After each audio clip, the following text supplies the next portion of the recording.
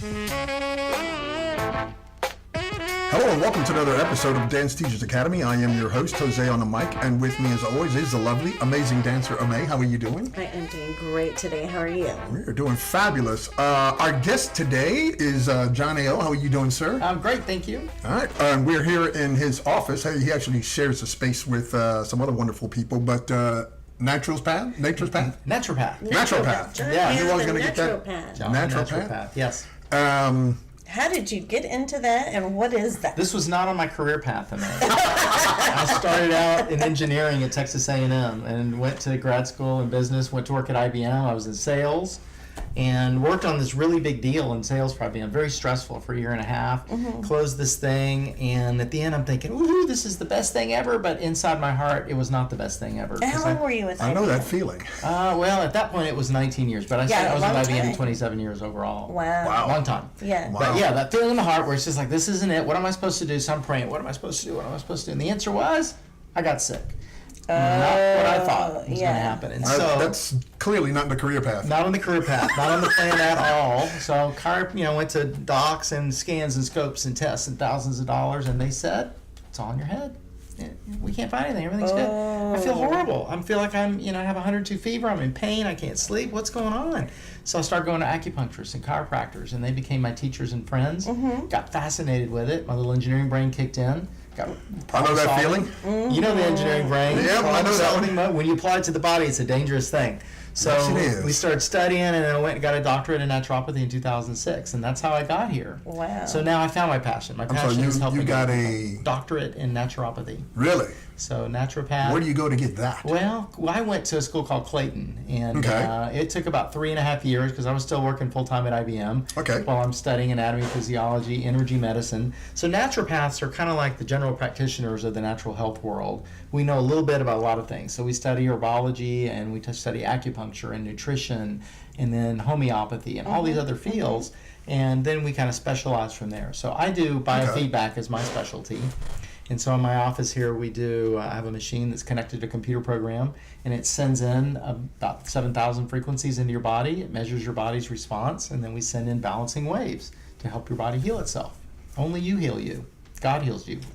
We just help. All the practitioners just help. I am fascinated with this because, and we had this conversation that, we have recently some dear friends who have had losses in their life. One of my friends, her daughter died, very young age, early 40s. Another dear friend lost his wife last year to cancer. And so, and it's interesting, and, we're not going to say, ditch your doctors, nothing like that.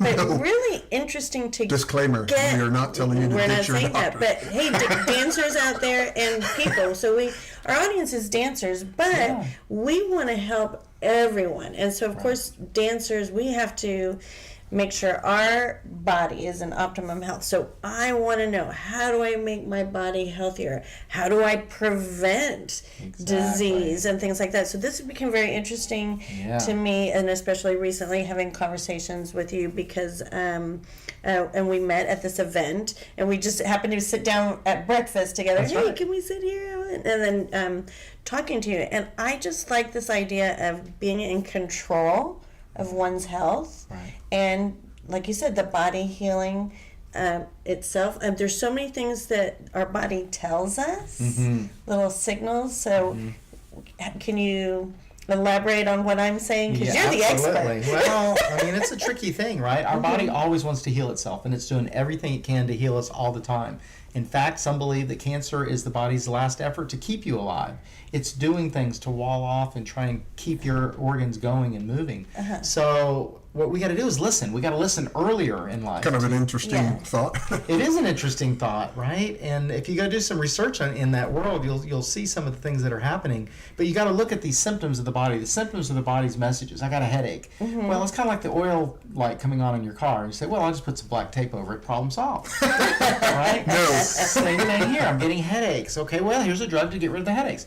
So again, as we mentioned earlier, there's a time and a place for the medical system. The medical system is amazing at acute care. If you're in a car accident, your arm's hanging off, don't come see me. Yeah, right. Go to the hospital, they'll put you back together. Yeah. And then you go see the natural health world, acupuncturists, chiropractors, naturopaths. We help your body heal you, because only you heal you.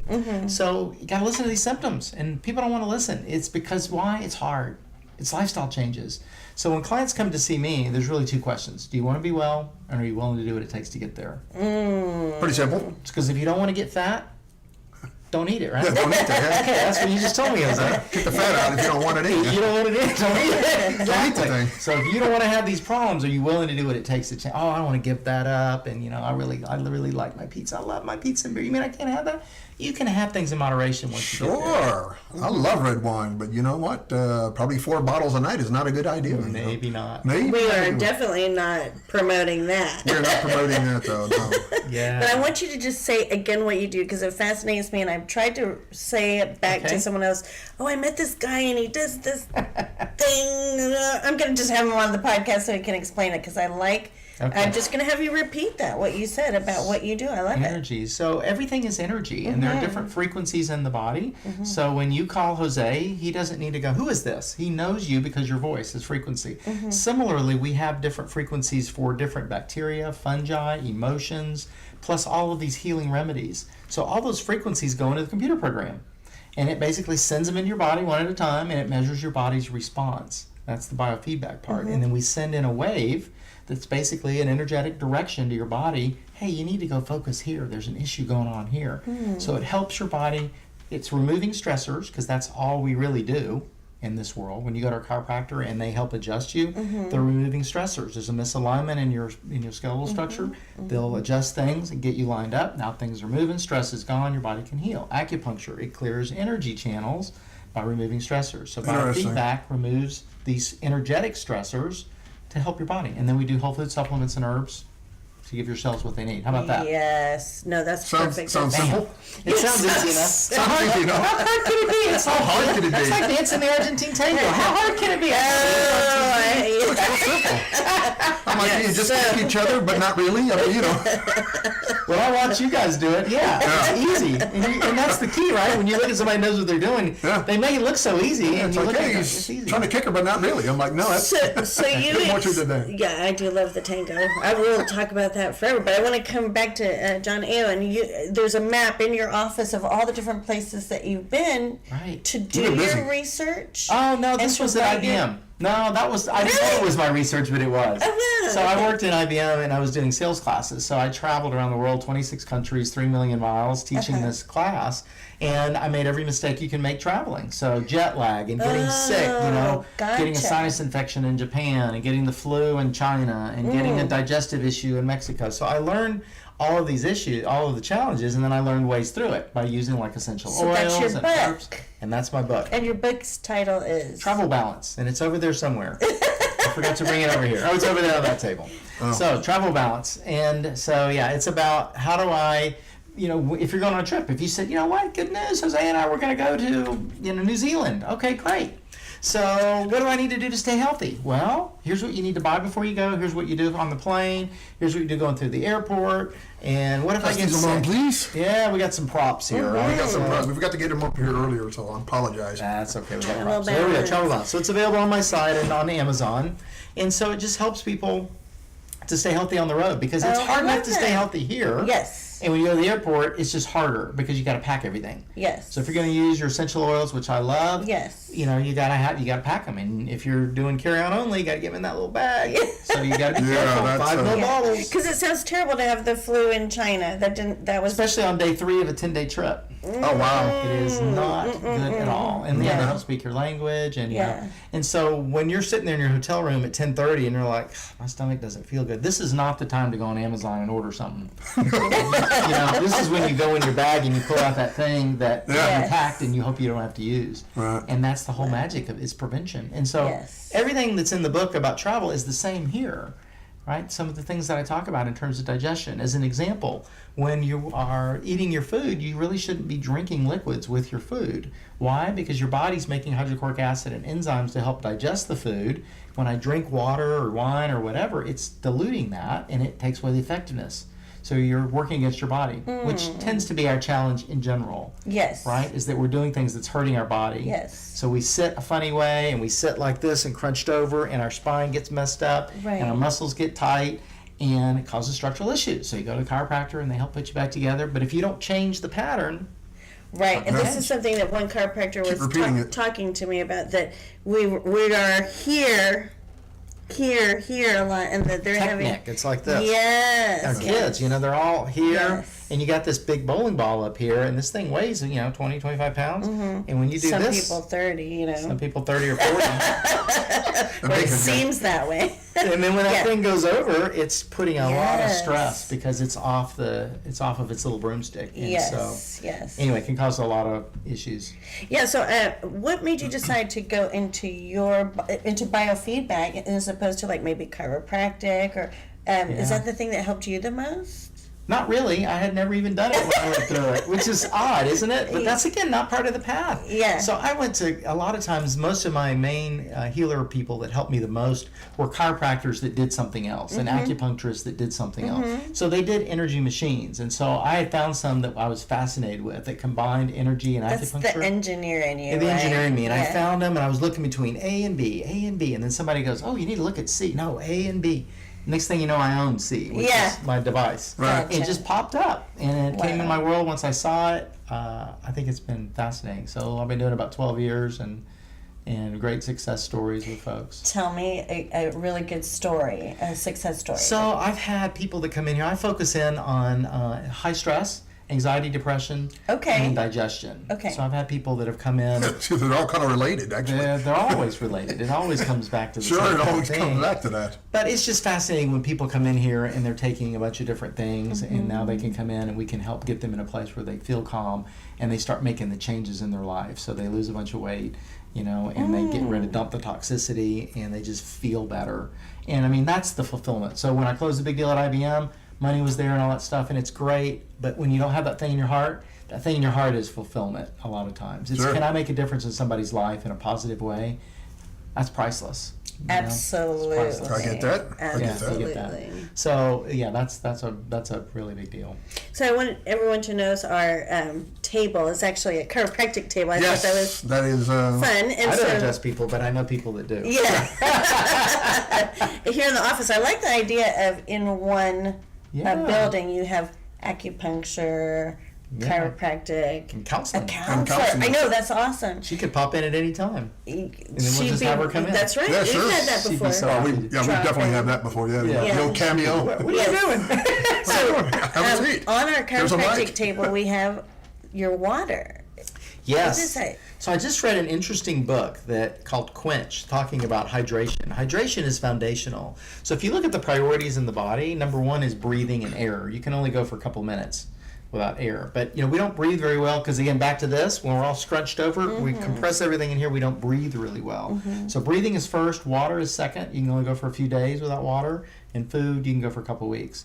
But you got to eat the right stuff. But water is so key, and we are chronically dehydrated everywhere. And when you go fly, the little dehydration tubes called airplanes, Yes, it just makes it worse. I hate them. And so that's why why do I always get sick? Well, that's a big part of it. Why do you get jet lag? Dehydration's a part of it. So I put chia seeds in the water. And chia Where do you get seeds, chia seeds? Oh, you can get them at the health food store. Okay, just They're anywhere. fairly cheap. And Yeah. you just put them in a tablespoon or so in your water. It's pretty cool, and you'll see in the camera there because you got super high res. And they float around, and they're like little sponges. Now, some people are like, I don't like the taste of it. And okay, maybe you don't. That's all right. I get used to anything. So they're like little water sponges, and when you drink them, then they kind of like slow release water. So it helps you stay hydrated longer. Oh, that's Because that's the great. key. That kind of makes sense. Because people are like, I don't like water, so I'll just drink a gallon in the morning and be done for the day. Well, that's not the way it works, because your cells are constantly, healing each other, and they're moving, and they're dying, and they're coming back and regrowing, and so you got to have water there the whole time for all of that metabolism. Does beer count? Beer does not count. In fact, it's kind of a reverse water. Is that what it is? It takes you back in the other Oh, direction. okay. So one of the best I was ways. trying to get one in there, guys. You're gonna love this though, Jose. One of the best ways to drink your water is to eat your water. What? So back to fruits and vegetables again. We always talk about how good they are, and I keep learning more and more things about why fruits and vegetables are so incredibly beneficial for us. And that's one of them, is they take the water from the soil as they're growing, and they get it in a form. There's actually a fourth form of water called structured water. So we know about the 3 phases that we learned in engineering, but now there's really a fourth they've discovered, and it's water that is structured, it's gel-like, it's like what's inside the cell, so it's more absorbable than just the stuff you would drink. So if I will eat a cucumber or eat an apple versus drinking a thing of water, there's more hydration in the fruits and vegetables because it's slow release, right? It'll get in there and it's more absorbable into the cell. And I'll eat apple wedges first before I'll go grab a cup of water. Well, you need both, but I get you, yes. But it's good. And so one of the best, easiest, fastest ways for people, if you really want to get on a health path, is smoothies. Because you put all this stuff in a blender. So when you get the blender, I start with water, I add some powder stuff, and then I throw in, frozen kale, frozen spinach, maybe beets, maybe some blueberries or strawberries. I just put a whole bunch of stuff in there. That stuff blends up. I kind of like mine thick, almost eating the shape. But it's awesome hydration for your body, and it'll last a while. And if you put it in a mason jar, then you can carry it with you and use it throughout the day for those that travel, or for those that are big dancers and you're athletic. I don't have time to do this. When am I going to do this? Well, you do it in the morning, bring it with you, and then you're That's set. really important. I think that's a very good idea, actually. Yes. Thank you. Our tip of the day. Our tip of the day. And when you're I drinking, love this chia seed. well, the chia seeds, and if you really want to take it to the next level, the magic is adding the minerals. So when you're sweating a lot, you guys sweat when you dance at all? Maybe just a little bit? Maybe just a little bit, yeah. Okay. Glow. Little glow, okay. So any athletics in any sports, right? You lose your electrolytes. Sweat, yeah. So the way you get it back is just to put a little pinch of sea salt in here. So if you can do the pinch of sea salt with this, man, you'll be good. It's not getting the Gatorade and the Powerade, nothing against them, but there's just a lot of sugar in those things, and you really don't need that because you really just need the minerals. So the electrolytes really, the calcium, the magnesium, the potassium, they are the things that allow electricity to flow through our body, and we are electrical beings, so we need that electrical flow to help us healing. So that's the thing, is when you take those things out because you sweat them out and you become dehydrated, electrical stuff's not working anymore, and that's what causes a lot of issues. So that's why, when I was growing up, they used to do the salts, right? Sure. And you'd have salt tablets, and then they have smelling salts. But for dancers, I would say you need to have a big thing. You probably need to have this in the studio. I'm gonna insist you get You don't have a water. Get a big water thing, right? And then you just have a thing of sea salt. And just pop a little sea salt and drink that, and then everybody be dancing way better, I'm sure. Hey, everything easy, right? helps. Every little bit does help, absolutely. Yes. And so this is a lot of times people come into your office and you're talking about making changes in their life, right? So you start with little things like this, and then start to. Yeah, the best change actually is, rather than take anything away, because I know you like your beer. So if you like, don't worry about that. Just add. Will you just eat a cucumber? Just eat a cucumber. Okay. We eat an apple, and if we can add something into what you're already doing, then once we get added that in, then maybe we can start bumping off some of the things that aren't so good for us later. But people aren't going to change their lives. Yeah, it's not a bait and switch thing. Yeah. No, you don't want to. That's not going to work. That's not going to work, and it's not going to work to say you need to change everything, stop everything you're doing, and we're going to do this. No, people don't want to do that. No, that's not reasonable. So if we just add a few things that are good, we add a little bit more water today, we add a little bit of sea salt, we add these fruits and vegetables in, or maybe these supplements or herbs, then that's the way to do it, is slowly, because that's what the body really wants, is slow adjustments, right? Yeah, and it'd probably be better to do it that way, don't you think? The body doesn't respond well to drastic changes. No, it doesn't. It does not. It's like jumping in the cold water. Yeah, it's not going to really work. good for you, by the way, but it's not ideal. I'm not in that camp. I'm sorry. Take a cold shower every day. I hear that's supposed to be really, really good for you. I'm like, not trying to hear that, man. I like my hot water. Me too. Once the hot water heater goes out, Yeah. then you're trapped in that. So we're talking about making some changes. So a good way to kickstart those changes you were talking about earlier, a cleanse, There's right? a cleanse, yeah. So most natural health docs have their own kind of cleanse. I work with a company called Standard Process. They've been around since 1929, and they might know a thing or two. They know a thing or two, and they still have products. This product came out in 1956 because the body hasn't changed, right? And a lot of the toxins have changed. We're a very toxic world, sadly.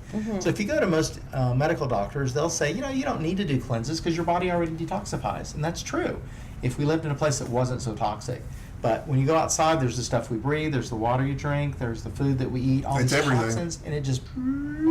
So the more I can help reduce, and this program that's from 10 days to 28 days, depending on what's going on with you, just a way to help dump a lot of stuff. So it's some herbal support and whole food supplements that help your body to dump the toxins from the liver and the kidneys and the colon, and not just how do I dump a lot of things out of the colon, but the whole body systemically. How do I clean that stuff out?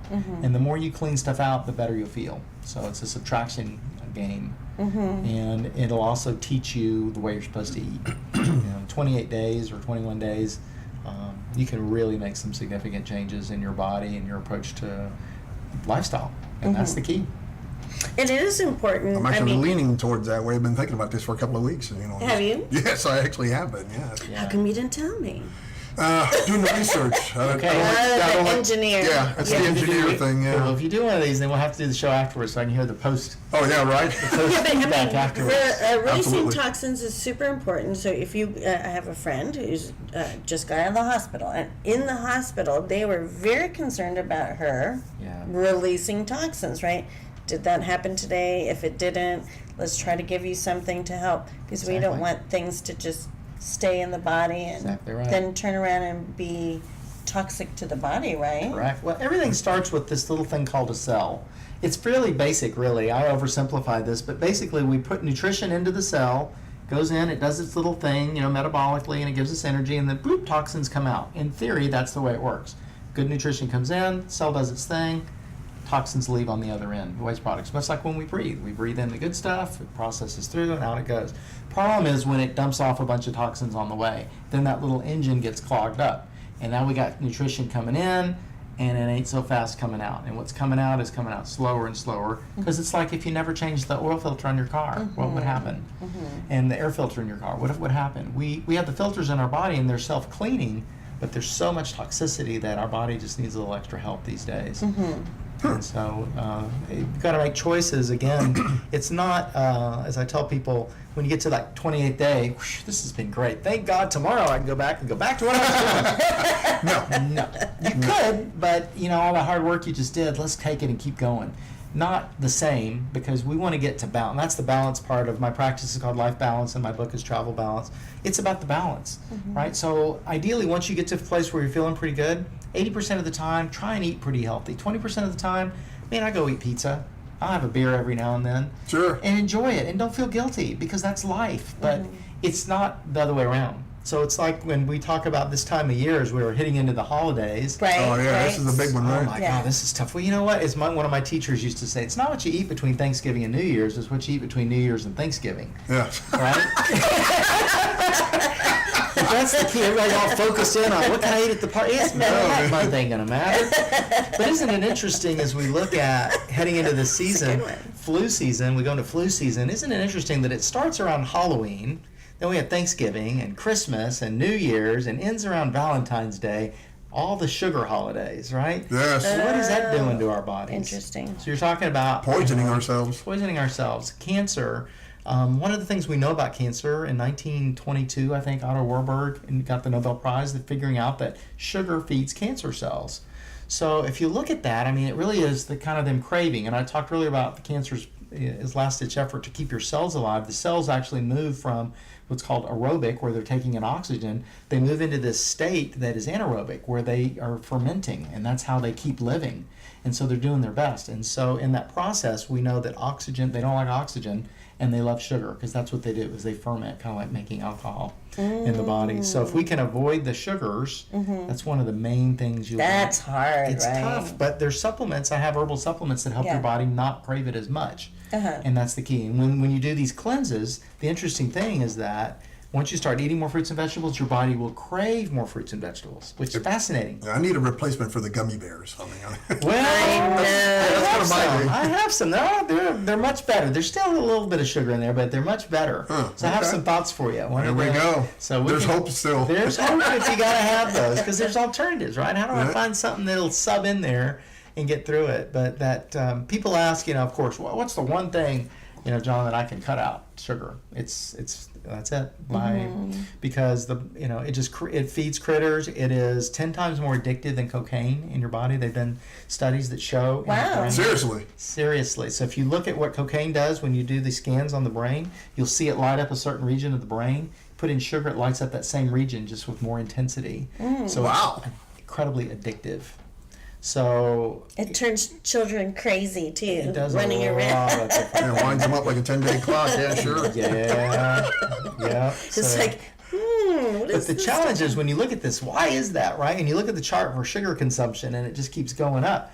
Well, we don't have a broccoli lobby. You don't hear much from the carrot lobby, right? And the apple lobby. But you got sugar and you got dairy and you have all of these food industry people that are out there paying for their spots on TV, and so you don't hear a lot of not so good things at times, because that's the politics of food and that's the politics of health. Unfortunately, it's sad, isn't it sad, I think, that we have a cancer industry, that we have that phrase, cancer industry. Yeah, that's bad enough as it is. Yeah, when you just look at that, and it's tough, and it's not against the doctors and whatnot, it's different mindset.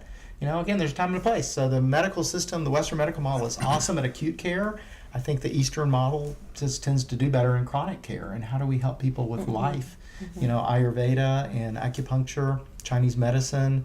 There's a reason why they've been around for thousands of years, man. Exactly. When people go, well, acupuncture doesn't work, that's been around 5,000 years. Right. They got to be doing something right. So they got to be doing something right. And yeah, exactly. So it's interesting when you look at the whole system and the background behind it and how do we get here. And the more you learn, the more I learn, the more I realize I don't know anything. I started off, man, I knew a lot. When I got out of school, oh man, I was smart. You knew it all, I bet. At 25, I knew everything. I knew everything. But now I've studied this stuff, studying this world probably 22 years in the natural health world. I feel like I learned things. I'm like, God, I didn't know that. And I remember reading, when I was going through my doctorate, I remember reading books and I'd literally put the book down and go, the body is amazing. The systems we have that compensate for that, all the things it does to keep us healthy in spite of our best efforts to not. Yeah, right. Right? The things we eat, the things we do. In spite of ourselves. In spite of ourselves. And it's doing its best all the time to keep us healthy. If we'll just work with it, first understand, is this really good or not beneficial? How do we make those choices? And there's hundreds every day. Do I choose to have filtered water or do I choose to have something else, a sugary drink, right? Do I choose to have tea or coffee, or is it one better than the other one? And it's hard. And so you study them and, some of them are black and white, but a lot of them are on our spectrum. Some things are better than others and some things are better than others for some people and not better for others. And, people come in and ask about coffee. You guys do coffee? Love coffee. I'm not going to slam coffee, but people ask me, is coffee good for you? And I said, well, it depends.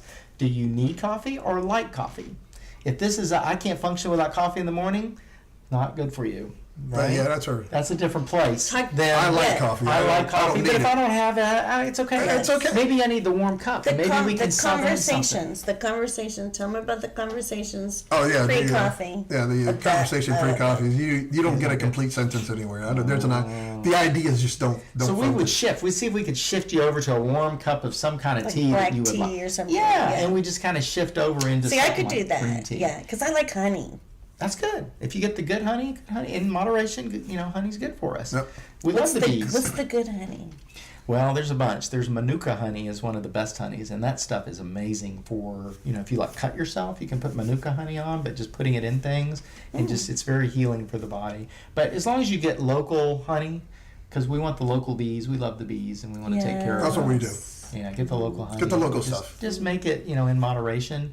But yeah, if you'll just switch for a while, coffee really is good for you if you get the organic good stuff, but in moderation, right? And so a cup or two a day really ain't gonna hurt. But again, when you get to the point where I can't function without it, it's really the caffeine more than it is the coffee that's driving you. And so that's an addiction. Again, we got to get off the caffeine. Java junkie. Yeah, that's okay. My name is May. I'm a Java junkie. You can switch if you want. Professional here. Yeah, that's okay. It's all good. Everybody's got something. And so it's important to talk about, though. Yeah, it is. And important to talk about. You can. It depends on how you feel. Everybody, when you do these things, why am I going to do this? Well, the pain's got to be more than what's going to take to change. Sometimes it has to be. What's the word I'm looking for? kind of an emergency, right? It hurts really bad, or I feel totally terrible. But yeah, I think more and more people are saying, okay, I don't really want to get to that point. I saw what happened to so-and-so over here, or my friend here, and I really like to prevent that. Well, it's so much easier to prevent stuff than it is to reverse it. Unfortunately, there's not a lot of motivation in the prevention side. No. Unless there's somebody near you. There's money in the other side. Yeah, but it's unless somebody close to you. But when you've been motivation through it, like for yourself, right? Yeah, when I got sick, I was very motivated. So when they said drink this thing of mud, I'm like, how much should I drink? And so I did whatever it took because I was in enough pain. For most people, like, I got a headache once a week. It's not that big a deal. But then it moves to maybe it's twice a week. And then I have the digestive thing. But at some point, you get to this level where you say, I don't want to live this way. This is enough. What do I need to do to change? Yeah. And then things will change. And because you can do it. It's just easier when you're younger because there's less to reverse. The older you get, the harder it is because you've been at it for a while. You've been in it for a while. And it's harder to change. But you can do it. Anybody can do it. And I've seen it. People in their 60s, and 70s. Again, it's whether you want to change or not. How much are you willing to work? Are you willing to do what it takes? Yep. And you take that water, take that horse to that water. You don't want to drink. You're not going to make it. I have kids, man. I got teenagers at home. I know that one well. Yeah. Right? I try, I try my best. And hopefully some of this stuff is stuck in because I think I'm done now. Funny thing is, mine are significantly older. They really are listening. Yeah. It's just that they just they don't want you to know. And I also heard that I'm going to get smarter again in a few years. But right now you're not so smart. Not so smart. It's getting worse every day. You must have a 15-year-old at 18. home. 18. Oh, there we go. Yeah. It's okay. We're getting there, and I'm counting on that. They're listening. It's all buried in there. Oh no, they're listening. They just don't want you to know that they're listening. Yeah. That's kind of the way it works. Oh, all right, that's good. John, we're not going to hold you up any longer, man. I appreciate you taking your time out. Yeah, thank you. Travel balance. Look that up. So important. So my website is just johnao.com. You can go there for my practice. I'm here in Plano, Spring Creek, and Kuwait, and I work with people that are remote as well. So if you don't live in the Metroplex, give me a call, shoot me an email. Happy to help if I can. All right, well, thank you, sir. Wonderful to talk to you. Thank Keep working you. on your dance moves. Oh, okay, I will. I would do it, but we don't have time. Well, the lovely May. Okay. Thank you, Jose. Thank you for being here. All right, folks, this has been another episode of Dance Teachers Academy. Thank you for watching. Ta-da!